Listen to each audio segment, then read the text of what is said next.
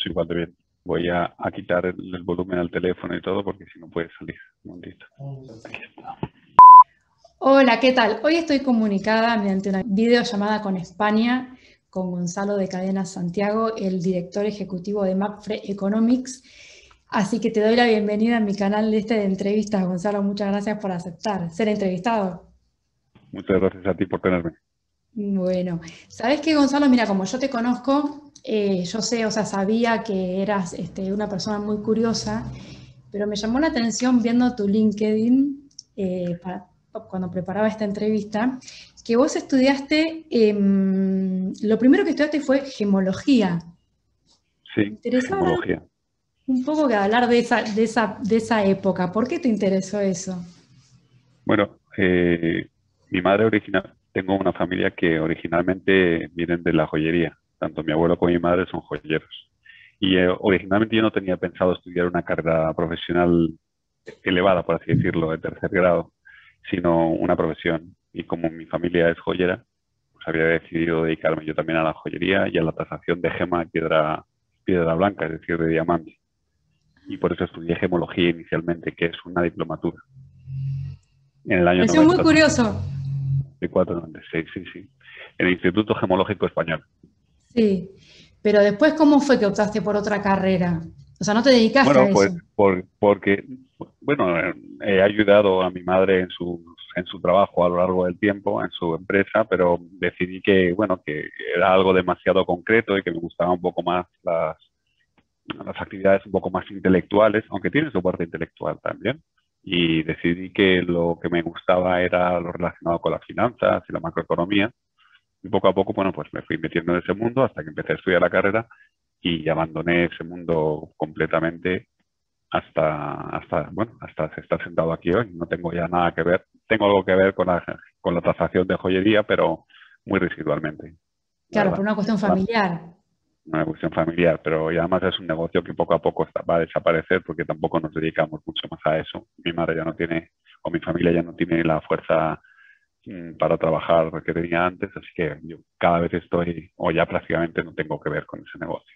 Tengo más Ah, que ver con este, claro, sí, con la economía. Eso quería que me con la economía. explicaras. ¿Qué es lo que más te llama? Cuando eras chico, ¿qué cosas te llamaba la atención de la economía? Eh, a ver, a mí siempre me ha llamado la atención el desorden, el caos, las dinámicas difíciles de explicar de relación causa-efecto entre las cosas e intentar buscar cierta armonía dentro de ese desorden. Y las relaciones macrofinancieras muchas veces, bueno, si es verdad que tiene una parte aleatoria, pero también hay una parte caótica, que una vez que uno tiene una serie de axiomas y leyes sistematizadas en la cabeza, empieza a entenderlo bien, empieza a entender cómo funciona realmente y le da a uno esa sensación de seguridad aparente, de que entiendes el mundo, por así decirlo. Y por eso me llamó la atención. Aparte, bueno, pues porque está muy relacionado con otros temas, como la política, la geopolítica, que son temas que me interesan también. Por lo tanto, es un catalizador de muchos intereses que me da de comer porque me dedico a esto profesionalmente como economista de una multinacional. Te iba a preguntar que ahora estás ahí en Mafre Economics, que es bastante nueva, ¿no? La unidad.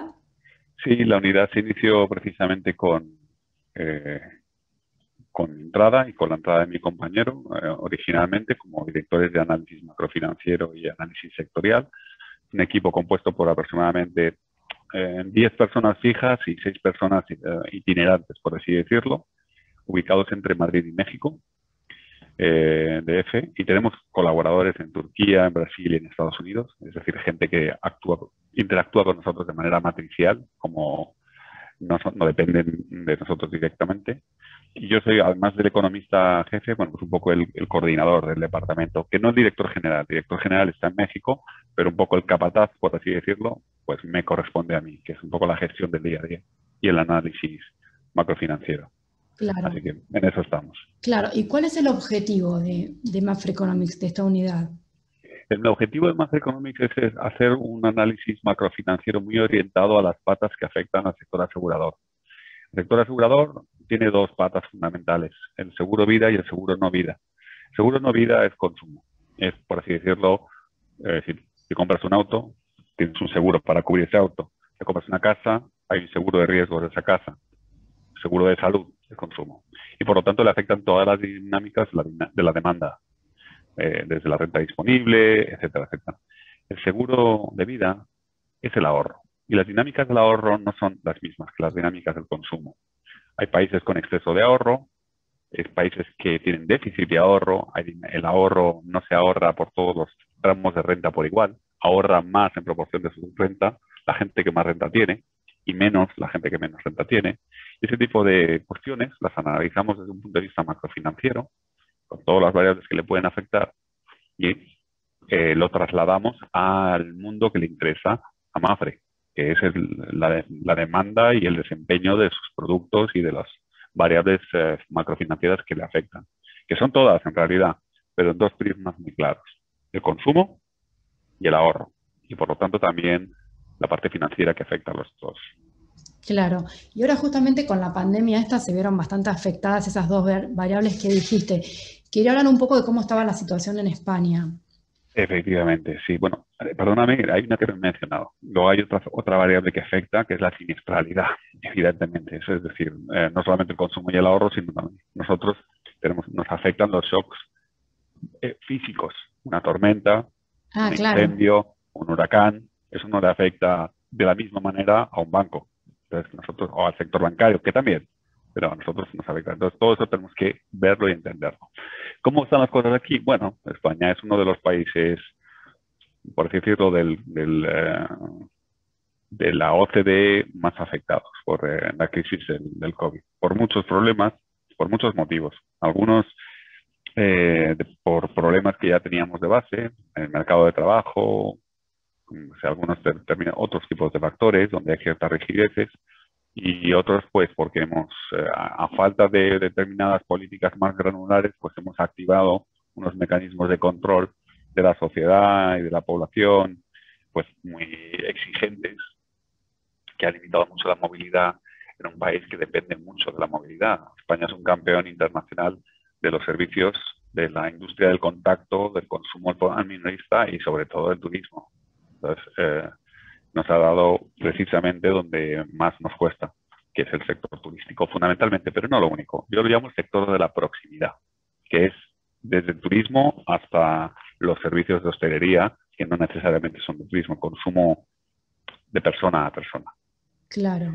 Y luego, por otro lado, pues España tenía una serie de desequilibrios que en una situación de choque pues se han visto exacerbados, se han visto acentuados porque limita mucho tu capacidad de reacción. Uno es el espacio fiscal. ¿Cuán- cuánta, ¿Cuánto dinero podías poner encima de la mesa para campear esta crisis en términos de gasto público, de impulso fiscal? Bueno, pues no éramos Alemania. No digo que estuviésemos muy mal, pero no éramos Alemania para Claro, poder hacer las cosas. Afortunadamente Europa entró en juego y las cosas han cambiado algo, pero bueno, partíamos de una base más inestable, por así claro, decirlo. claro. Y la Entonces, bueno, pandemia, sí, perdóname, te discúlpame, interrumpí. y con eso te quiero decir que la crisis para nosotros ha sido más dura que la media de los países de la OCDE y nos hemos parecido más a un país, por ejemplo, de Latinoamérica, que lo ha sufrido más, que además tenemos una estructura productiva más parecida. Claro. Sí, justamente te iba a decir que en el informe que acaban de publicar de Macroeconomics, eh, hablaban de que, no me acuerdo cómo decía textualmente, pero hablaba de que obviamente que Estados Unidos y China iban a estar como a la vanguardia en el crecimiento y Claro. América Latina iba a estar muy rezagada. ¿Me lo desarrollarías un poco eso? Por supuesto, sí. Bueno, eso es, como he dicho, de base los países se han visto afectados por la situación de partida en la que estaban y los desequilibrios y la manera en la que les ha pegado la pandemia. Sí, Estados Unidos y las medidas de política económica que han podido activar para campearla. Estados Unidos, pues, con la nueva administración, pero también desde la administración Trump, pues ha podido activar medidas de estímulo fiscal que son básicamente dinero que entra en forma corriente a los bolsillos de los consumidores. Y eso siempre, bueno, pues es, en términos keynesianos, pues es un impulso más poderoso a corto plazo que las garantías públicas que se ofrecen, por ejemplo, en España. Luego, además, bueno, pues es un país que tiene el, la capacidad de emitir deuda en su propia moneda y eso ayuda. A vosotros como argentinos eso precisamente os importa fundamentalmente, ¿no? Porque la dolarización, la deuda en dólares. Luego, otros países como China, bueno, pues han activado medidas de estímulo, tienen planes de infraestructura muy ambiciosos, no han vivido la pandemia como la hemos vivido nosotros, o quizás sí, pero no lo sabemos porque los datos tampoco los podemos contrastar. Nosotros utilizamos algunas proxies que nos dan otra imagen de China diferente a lo que vemos en las noticias, ¿no? Pero, por ejemplo, el número de altas telefónicas. Siguiendo esos criterios no está tan claro que lo haya campeado de esa manera que dicen. Pero el caso es que hay un grupo de actores que van por delante y que se van a recuperar antes. El principal es China, que ya ha crecido en el año 2020, al contrario que el resto del mundo. Luego tienes actores que, gracias al impulso fiscal y gracias al dinamismo y la flexibilidad de la economía, pues van a salir bastante rápido, como Estados Unidos, que prácticamente están saliendo y recuperando los niveles del 2019. Y tienes países, un espectro muy amplio, que en función de sus características y en función de las medidas que han activado, pues les va a costar más o menos. En un lado del espectro, tienes países como los de América Latina, que principalmente pues tienen los problemas similares a los que pudiera tener un país como España, de un elevado déficit o una elevada deuda pública en algunos casos, pero sobre todo corporativa, y sobre todo una estructura productiva muy basada en las pymes. Y si tu estructura productiva se basa en la venta minorista, en el contacto en las pymes, eres mucho más vulnerable a un shock y a unas medidas de restricción como las que hemos vivido, que si eres un país fuertemente industrializado y con campeones nacionales industriales y dedicado, por ejemplo, a la manufactura, como pueda ser Alemania. No nos afecta igual ni a vosotros ni a nosotros, los españoles. Nos afecta similar. Nosotros, afortunadamente, pues tenemos el paraguas de la Unión Europea y teníamos pues algunos menores desequilibrios en algunos casos que vosotros. Pero lamentablemente nos vamos a tratar bastante más los dos que Estados Unidos o China en salir de esta situación. Claro. En el Pero informe, saldremos. sí, en el informe también plantean una especie, como no sé si llamarlo nuevo orden mundial, pero cuando hablan bastante ahí de China, ¿cuál es Sí. la visión que tienen? Bueno, a ver, ojo que no quiero que esto quede como una demonización de ninguno de los países, ¿vale? Bueno, al fin y al cabo se trata de un poco de narrar los hechos de qué es lo que ha ocurrido. Esta pandemia ha ocurrido en un contexto en el que China no ha caído y el resto del mundo sí. Y eso ha producido un estrechamiento de la franja que había de nivel de renta per cápita con respecto a la OCDE gigantesco, comparado con lo que se había estrechado en el pasado. Por así decirlo, China ha conseguido en el año 2021 estrechar tanto su diferencia de renta con la media de la OCDE como consiguió antes de las Olimpiadas. Y 10 años de PIB en el medio significa que China es 2 veces lo que fue entonces. Es decir, hoy China consigue crecer y estrechar la renta per cápita, tanto con la OCDE como en proporción, como lo consiguió cuando era la mitad de lo que era hoy. Eso es un paso gigantesco para un campeón nacional, un campeón internacional como una economía así. Además, la pandemia pues ha coincidido, bueno, pues con la 70ª edición de los planes quinquenales chinos, donde precisamente estaba establecido que determinados criterios de convergencia en renta y en crecimiento con el resto del mundo tenían que acontecer, donde China se plantea ser, bueno, pues, el líder en un mundo multipolar, coincide con el 100 años del Partido Comunista Chino. Ah, sí. Entonces, es muy simbólica. La situación que hemos vivido, en la que China prácticamente está muy cerca del sorpaso a Estados Unidos, muy cerca, quiero decir, quedan años, bastantes, pero mucho más cerca que hace unos años, que hace 2 años, básicamente, pues ha coincidido con la pandemia y, bueno, pues es cuando menos sorprendente, ¿no? Este cambio de papeles y este poder inusitado que se ha demostrado en este momento. Y además acontece en un contexto donde se están reequilibrando los poderes internacionales y ya no es un invitado como el que entró en la Organización Mundial del Comercio hace 13 años, que era Claro. un país que quería vender, por así decirlo, y disculpad que sea así de bruto, ¿no? Porque quería vender productos de plástico, sino que hoy en día es un campeón tecnológico internacional, con un nivel de renta per cápita ya parecido a la OCDE, puede mirar directamente a la cara a Estados Unidos. Europa es su socio estratégico en términos de integración de las cadenas de valor. Europa es precisamente la discordia entre el mundo occidental representado por Estados Unidos y China, porque los necesitamos y nos necesitan para exportar y para sus infraestructuras, pero al mismo tiempo para enfrentarse a Estados Unidos. Es decir, se ha configurado un nuevo orden mundial ya de pleno en la tercera década, donde claramente Europa está en el medio entre dos visiones del mundo y somos un poco donde la presión de los dos mundos la estamos aguantando. Y eso se está viendo en las relaciones internacionales hoy representadas por Biden, sin que haya tensión entre Europa y Estados Unidos, pero desde luego el acuerdo de inversiones con China no ha gustado tanto, ha habido Eso te otros quería planes. preguntar, porque hace poco publicaste un artículo, quiero Exacto, decir, en el sí, Confidencial. eso es. Hablabas de eso Eso es. justamente. Sí, efectivamente. Bueno, a ver, el acuerdo internacional, el Comprehensive Agreement on Investment, que es un acuerdo entre Europa y China para facilitar y normalizar sus relaciones de inversión entre los dos países y el acceso a determinadas infraestructuras estratégicas y servicios estratégicos, pues es bienvenido, porque sobre todo pues pone un poco a la par, por lo menos sobre el papel, las relaciones que tenemos las dos regiones.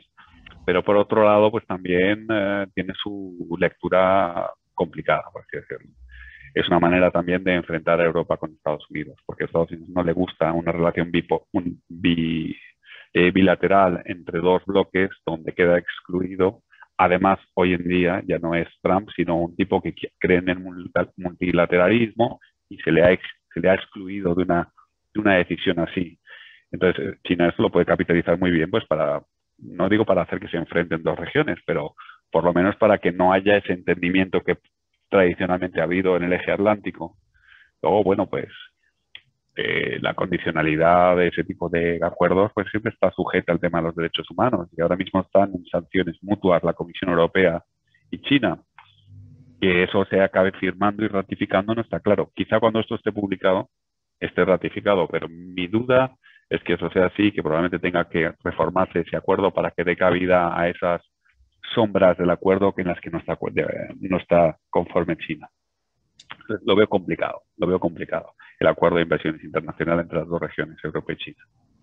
Y te iba a preguntar, viste la famosa guerra comercial que, bueno, se hablaba muchísimo antes de la pandemia, viste el enfrentamiento entre China y Estados Unidos. Esto que vos estás describiendo, ¿qué sería? Como otra fase de esa misma guerra, ¿o Una no? fase más, claro, vamos a ver, cuando aquello acaecía, para empezar, la administración americana no ha cambiado su forma de ver a China. Que haya cambiado el presidente no quiere decir que ahora les quieran, por así decirlo. Claro. Los problemas que tenían los tienen las instituciones. Trump era una persona que hablaba muy alto y era muy arrogante, pero un poco representaba las inquietudes institucionales de Estados Unidos en temas comerciales, en temas de apropiación tecnológica, en temas de zonas de poder en el Pacífico, etcétera, etcétera. Eso sigue ahí. Lo que pasa es que la administración actual es multilateralista otra vez.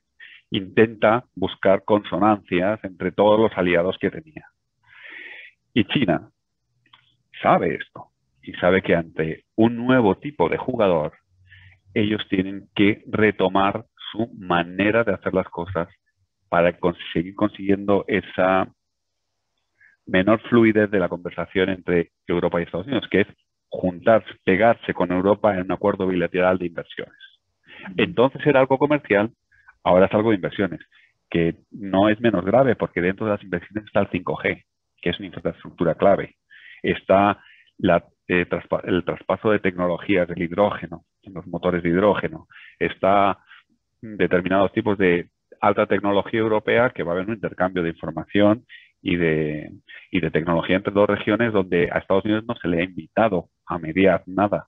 Entonces, esos problemas del acuerdo comercial un poco se han trasladado a inversiones ahora y el problema con Estados Unidos sigue ahí, porque ahora nos quieren a nosotros, por así decirlo. Estamos en el medio de una conversación y bueno, pues vamos a tener un poco que gestionar con la diplomacia de los dos lados. Es Claro, un poco una segunda vida de esos conflictos que siempre han existido entre China y Occidente, vamos a llamarlo.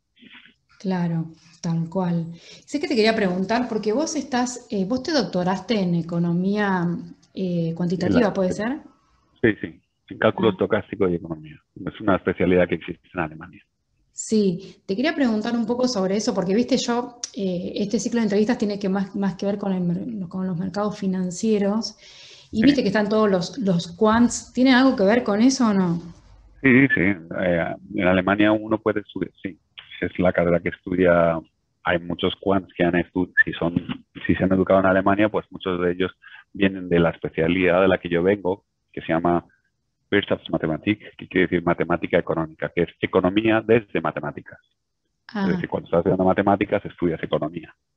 Entonces, para darte la pátina económica desde el punto de vista pues más metodológico, cartesiano y cuantitativo, eh, que corresponde a ese tipo de facultad. Y eso es lo que yo estudié. Yo estudié economía, pero allí me doctoré en lo que es la facultad de matemática económica, que pertenece a claro, económicas también. O sea, es un grado compartido entre las dos, claro.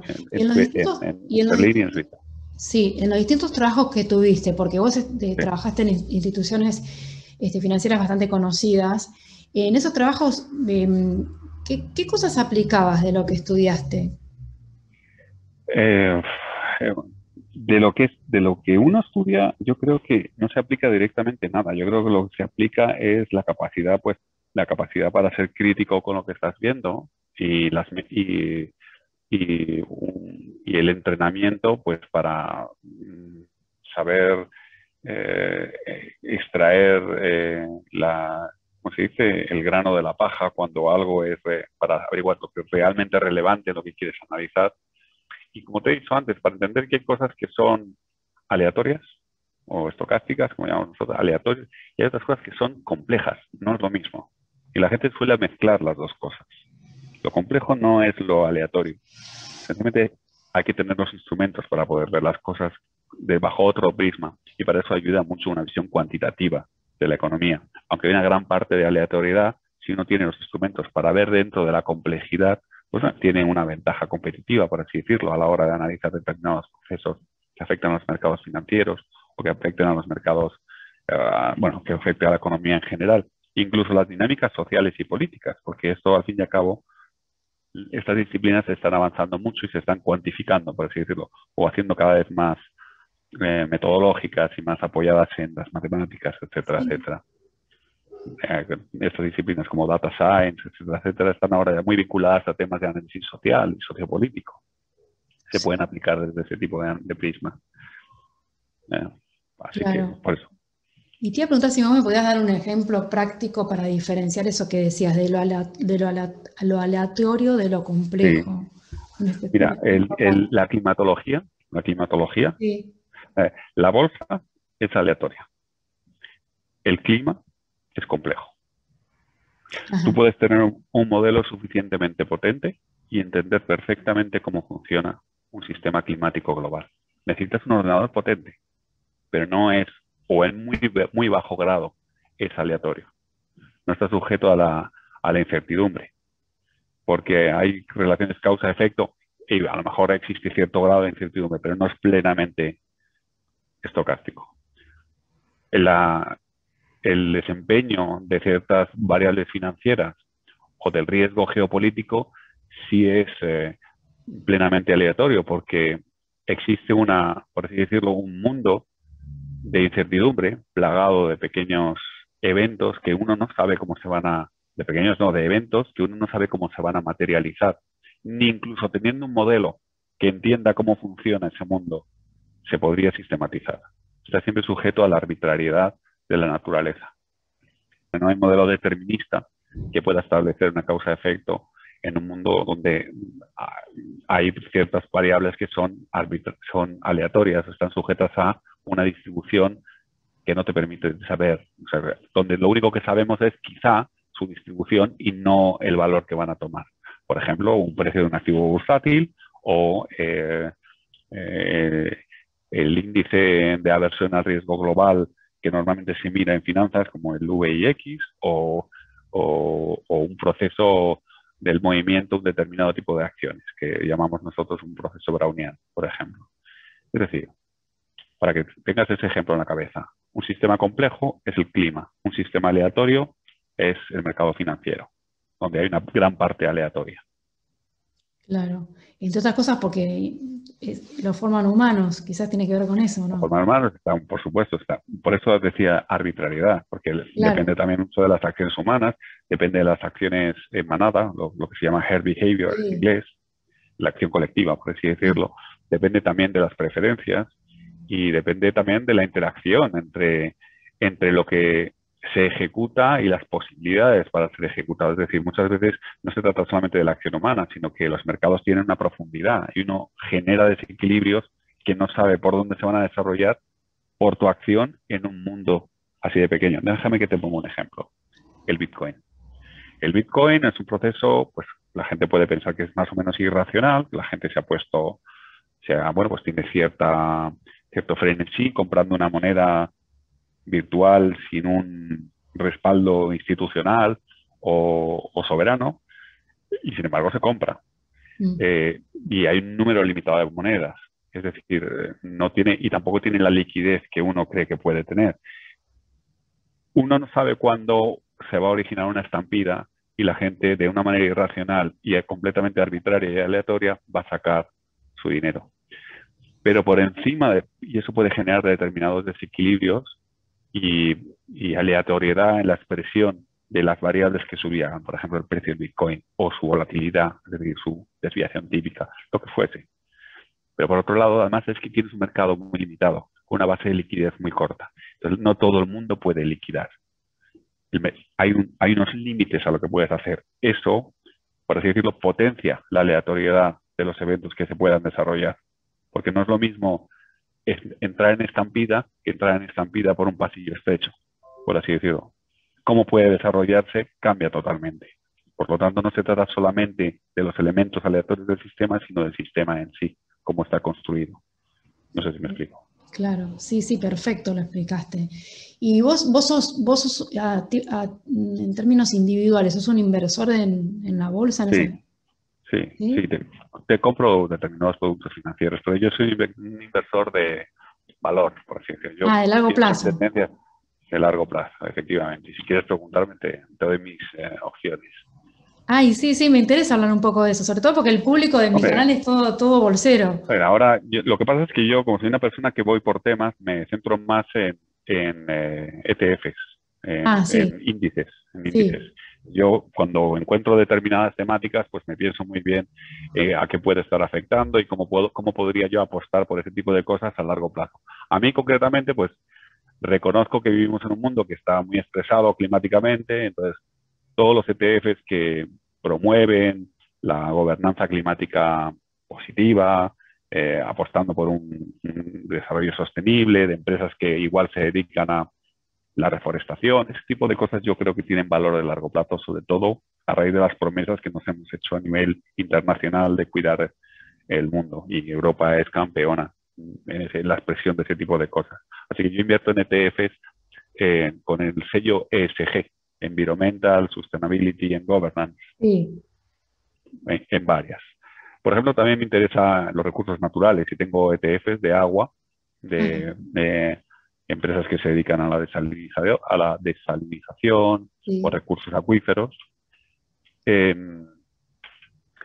a mi manera, intento buscar una manera de hacer un hedge al propio frenesí que hay con el Bitcoin y las criptomonedas, intentando preguntarme qué puede ser que haga la contra a aquello cuando aquello caiga, es decir, qué Eso puede ir bien cuando...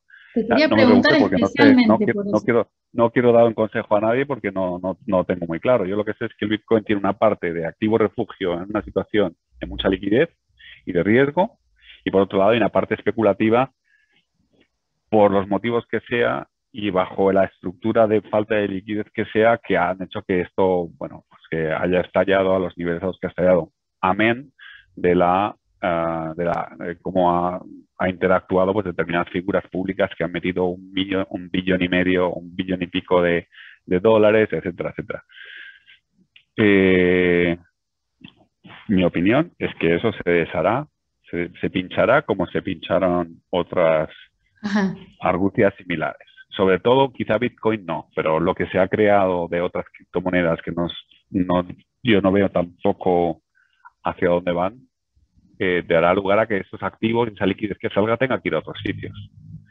Yo creo, por ejemplo, que el oro sigue teniendo recorrido, porque será refugio de toda esa gente que salga de ese tipo de activos cuando se den cuenta, cuando baje el agua del mar y se den cuenta que están desnudos, a algún sitio van a tener que meter el dinero. Por eso, aunque el oro y los metales preciosos estén caros, por una situación también de geopolítica, de riesgo financiero, etcétera, etcétera, creo que tienen recorrido para recoger toda esa gente que no va a poder entrar en bonos del tesoro porque no va a interesar, o, o en activos más de equity. Por ejemplo, yo he comprado inflación, he comprado inflación, expectativas de inflación en base Ah, también a sí. ETFs que apuestan al spread de 5 años de bonos indiciados a la inflación americana. ¿Por qué? Pues porque ahora mismo hay un debate, hay gente que opina que la inflación es momentánea y Sí. transitoria, y eso viene en el informe, y hay gente que cree que podría haber motivos estructurales para esperar más inflación en el futuro de lo que llevamos acostumbrados los últimos 10 años, en pleno estancamiento secular, etcétera, etcétera. Yo soy de los segundos, yo soy de los que creen que llega una época de más inflación. No hiperinflación, pero de más inflación por muchos motivos.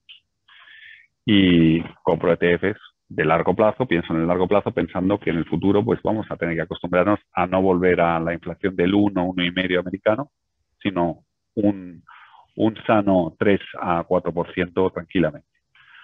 ¿Y por qué? Bueno, pues porque tienes una monetización del déficit implícita con todas las operaciones de los bancos centrales que produce expectativas de inflación.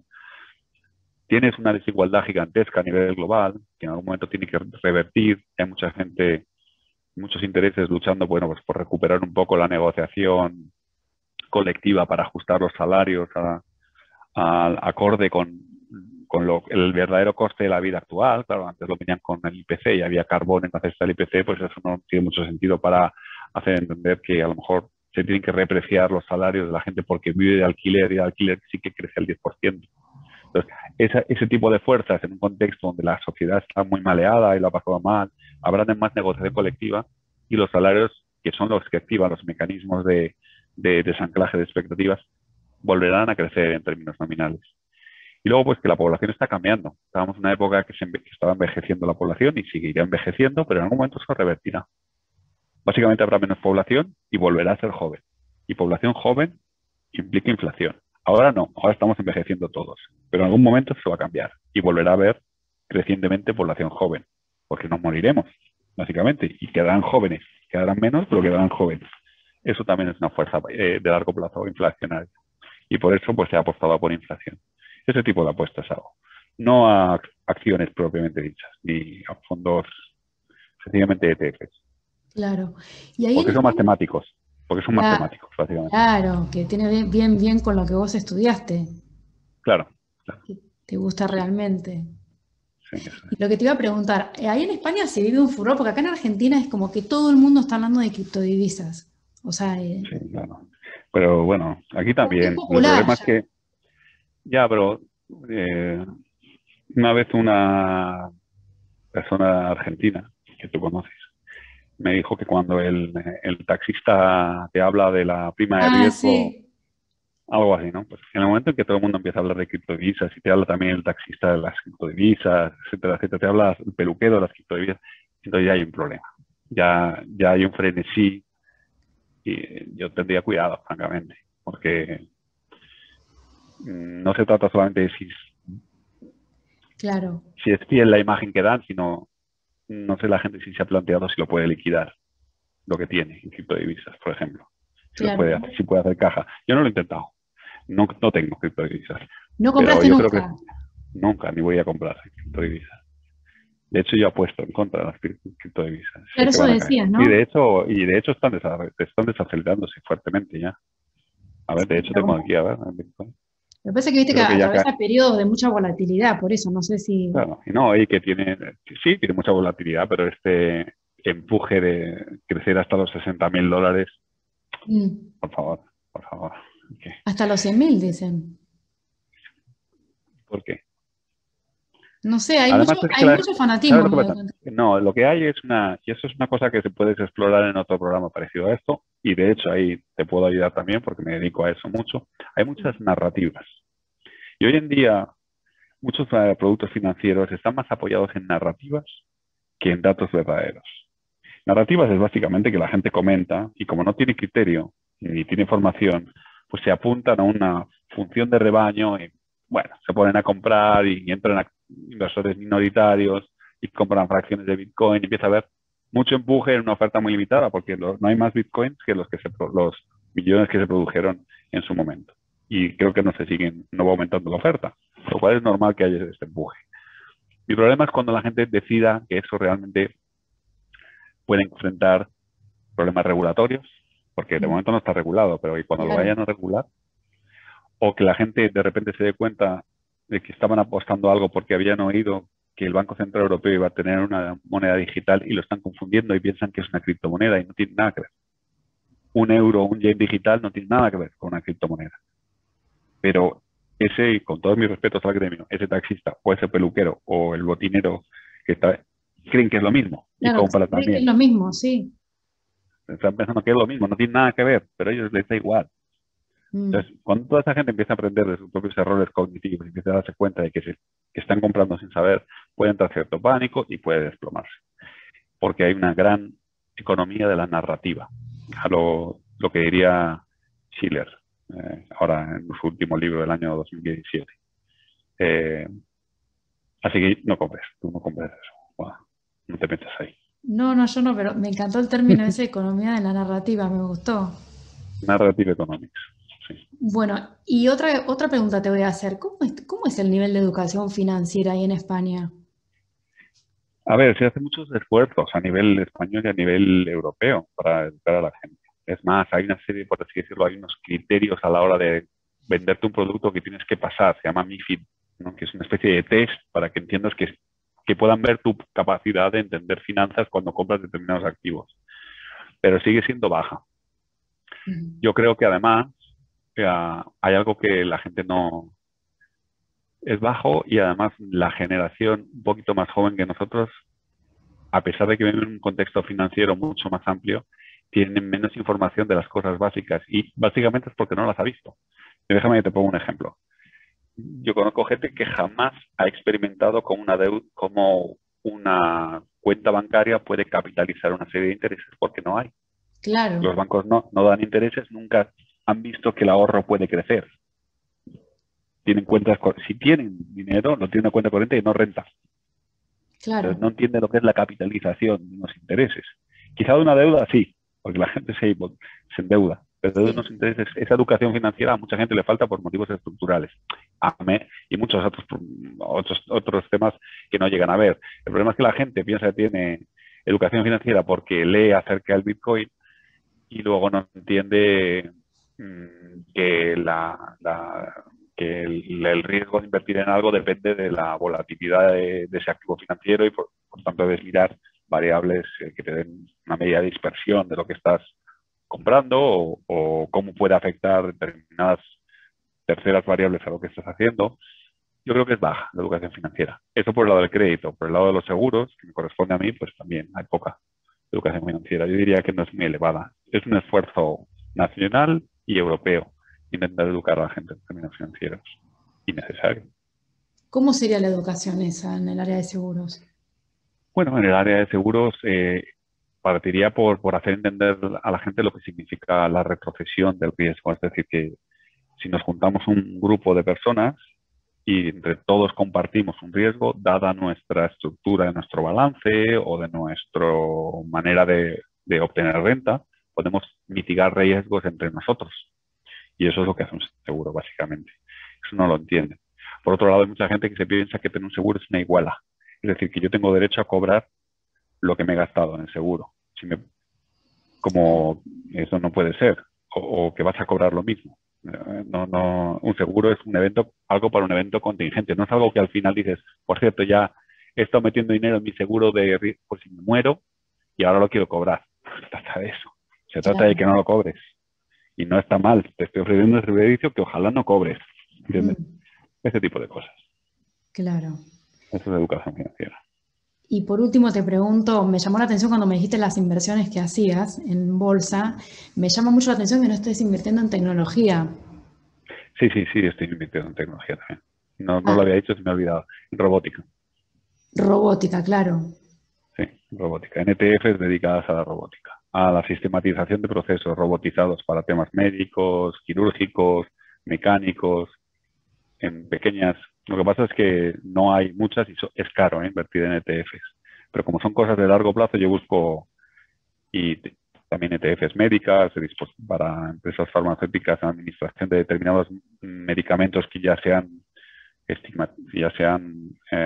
vuelto necesidades endémicas, como empresas que producen insulina, por ejemplo, empresas alimenticias que se están dedicando a producir fármacos para complementar tu vida. Por ejemplo, L'Oréal se dedica a producir ahora patches de insulina. Ese tipo de empresas que van hacia necesidades que por cómo vamos evolucionando pues vamos a tener seguro. Pero también robótica, mecánica, de la automatización de determinados procesos. Sí, también estoy invirtiendo en eso. Ojo que parece que soy aquí Soros, que son pequeñas cantidades, ¿sí? Que nadie se piense. Claro. Estoy jugando, estoy corroborando mis propias hipótesis acerca del futuro. No todas las corroboro, pero lo que hago es hacer lo que creo que va, o sea, ser consistente con lo que estoy creyendo. O sea, que hago mi apuesta en función de mis creencias, básicamente.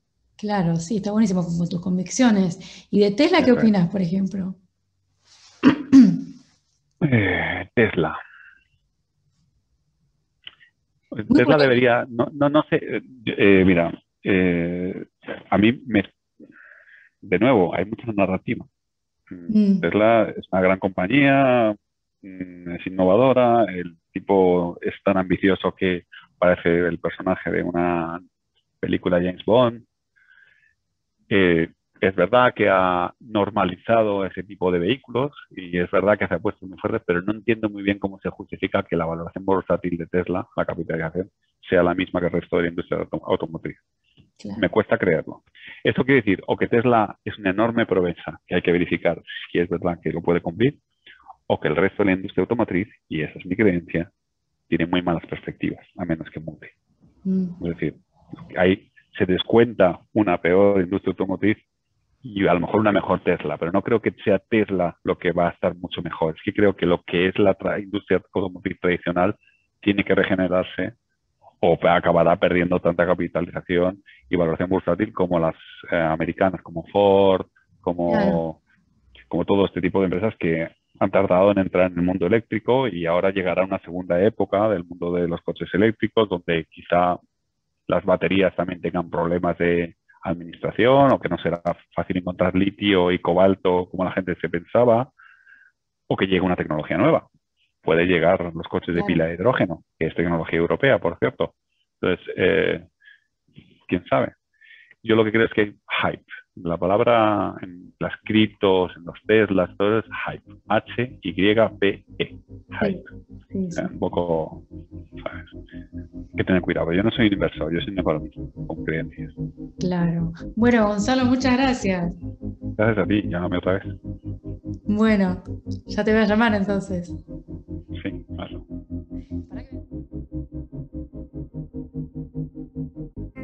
Si te vienen gustando mis entrevistas, te invito a darles like. También tenés la opción de suscribirte a mi canal y de activar la campanita para estar al tanto de todas las novedades. Muchas gracias.